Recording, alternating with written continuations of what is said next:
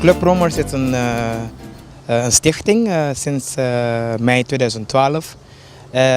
Het is een stichting die zich met name richt op minder bedeelde mensen op Bonaire. En dan organiseren we elk jaar dingen die we dan kunnen doen. En dan deze mensen dan helpen. Een voorbeeld is dat we ook elk jaar kerstpakketjes uitdelen aan verschillende mensen op Bonaire. Behalve kerstpakketten doen we ook aan kinderen mee. Met dit bedoel ik dat we ook samen met de jeugdhuis Jan Bonaire dan in Pasen dan, tijdens de Pasen dan in die periode spelletjes gaan organiseren en dan ook dingen doen zodat men dan en deze kinderen dan goed ten goede komen.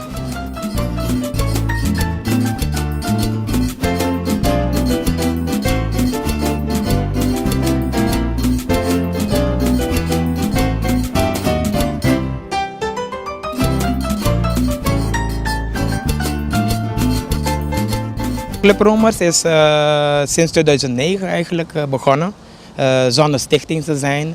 Gezien het feit dat het steeds meer aan het groeien was en dat Bonaire ook steeds meer hulp nodig had, is het zover gekomen dat we dan het nodig hebben geacht om een stichting ervan te maken, zodat we ook op de regels, dan volgens de regels, tot donaties en sponsoring kunnen komen.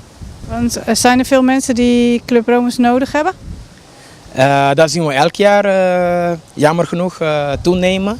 Ook verleden jaar, 2013 dan, zeker met de kerstpakketten, zie je dat de lijst aan het groeien is. Jammer genoeg moet ik dat wel zeggen. En soms zit iemand zelfs niet op de lijst, want we krijgen de lijst van speciale diensten van de overheid. En dan zit er iemand er niet op de lijst, maar dan zie je wel dat die persoon dan wel in nood is. En dan, wat doe je dan? Je hebt alle pakketjes dan al geteld en zo. Maar dan ga je naar een adres en de buurman, buurvrouw van die adres heeft ook hulp nodig. En dan moeten we dan één pakketje ook achterlaten voor die persoon. Hoeveel pakketjes hebben jullie vorig jaar bezorgd? Vorig jaar hebben we ongeveer 200 pakketjes uitgedeeld. Maar ik weet dat er niet genoeg was. Maar gelukkig zijn er ook andere organisaties, andere stichtingen die dit werk ook doen. Dus, maar het is telkens aan het groeien, jammer genoeg.